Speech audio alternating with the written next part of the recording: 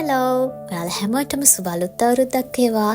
අපි ලංකාවෙන් ගොඩක් ඈතින් ඉන්න හින්දා ඉස්සර වගේ අම්මලා තාත්තලා අපේ නෑදෑයෝ එක්ක අපිට ලස්සන අවුරුද්දක් සමරන්න විදිහක් නැහැනේ.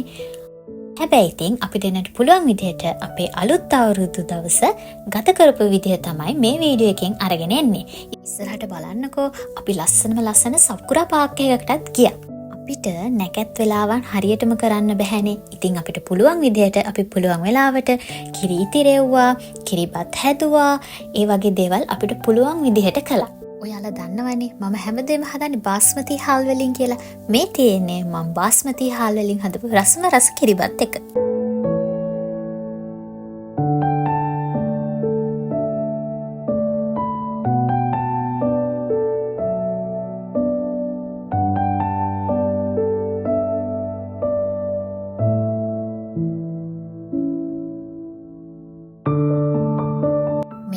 රසමලස ලුණු මිරිස් එකත් හැදුවා. වෙනදාට මං ලුණු මිරිස් හදන්නේ බ්ලෙන්ඩර් එකේ. අද වුණාට මං හිතුවා මේ විදිහට කොටලා හැදුවොත් රහට තියෙයි කියලා.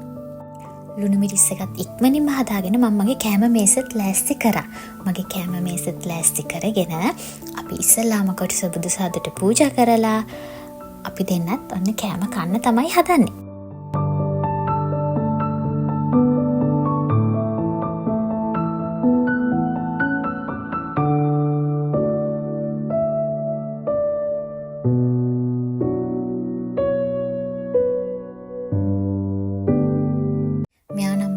අවුරුදු කුමාරයා වගේ ලස්සන ඇඳුමක් ඇඳලා තියෙන විදිහ මට නම් හැබැයි එහෙම ඇඳුමක් හොයාගන්න හම්බුනේ නැහැ.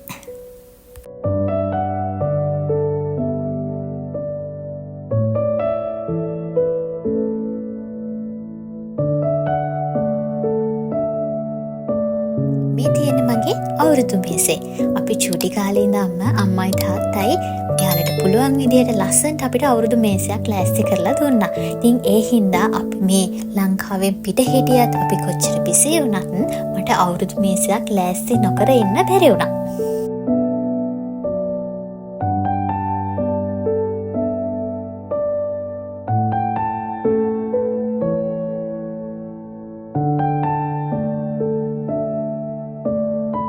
සමහර කැවිලි මං ගෙදර හැදුවා, සමහර කැවිලි මං ඕඩර් කරගත්තා. කොහොම හරි මට පුළුවන් විදිහට මගේ චූටි අවුරුදු මේස මං ලෑස්ති කරගත්තා.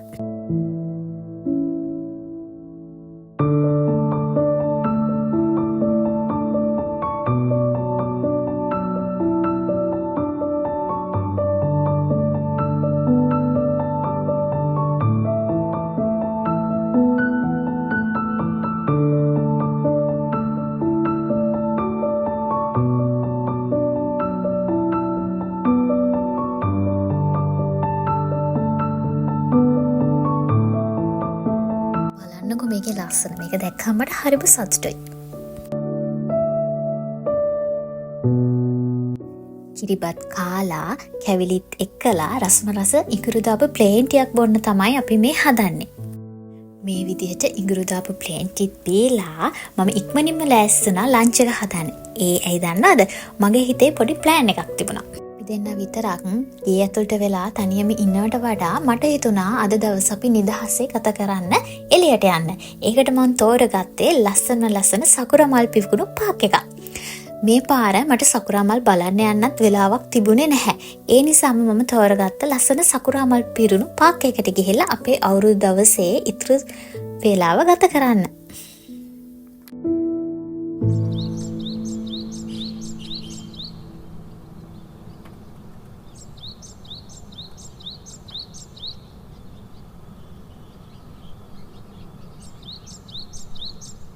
ඉරිවැටුණු මගේ දෙතෝලේ සීතල නැති කරලා හැංගිච්ච ඔය සුසුමේ උණුසුම මට දීලා හද ගැස්ම අත ඔබේ නම් හොඳටම වැඩි වීලා කුරුඳුල් හැඟුමේ රසදී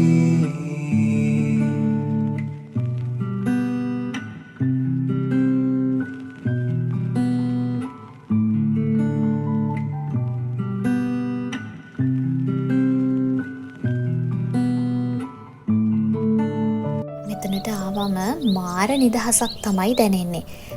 ඒක කියන්න තේරෙන්නේ නැහැ. දැන් සීත කාලේ ඉවර වෙලා රස්නේ කාලේ චුට්ටක් පටන් ගන්න කාලේ හින්දා ඒ දෙකම මික්ස් වෙලා ඇඟට මාර සනීපයක් තමයි දැනෙන්නේ.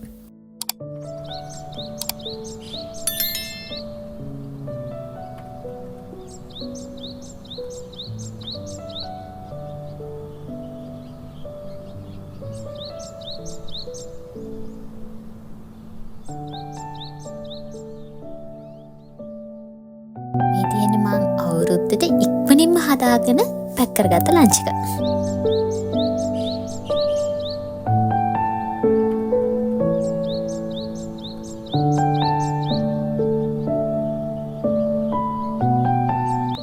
එක තැනම ඉඳන් ඉන්නේ නැතුව එහෙට මෙහෙට දුව මේ ලස්සන මල් ගාව ෆොටෝ එක ගහ තමයි හිටියේ. හස්බන්ඩ් නම් එයා ආස විදිහට නිදහසේ පොතක් කියව හිටියේ. මගේ 2025 අලුත් අවුරුද්ද ගත කරපු විදිහේ vlog එක ඉවර කරන්න තමයි හදන්නේ. ඉවර කරන්න කලින් මම ගත්ත ලස්සන මල්වල වීඩියෝ ටිකක් වීඩියෝ එකේ අන්තිමට එකතු කරා. එහෙනම් ඔයාලා හැමෝටම bye bye. ඇවිත් ඔයා මගේ කනට කුඳුරලා ගියා. ඔයා මගේ වෙන කාගේවත් නොවේ කියා. සිතින් අනේ පතන්නේ මායත් මගේම වෙන්න කියා. ඔයා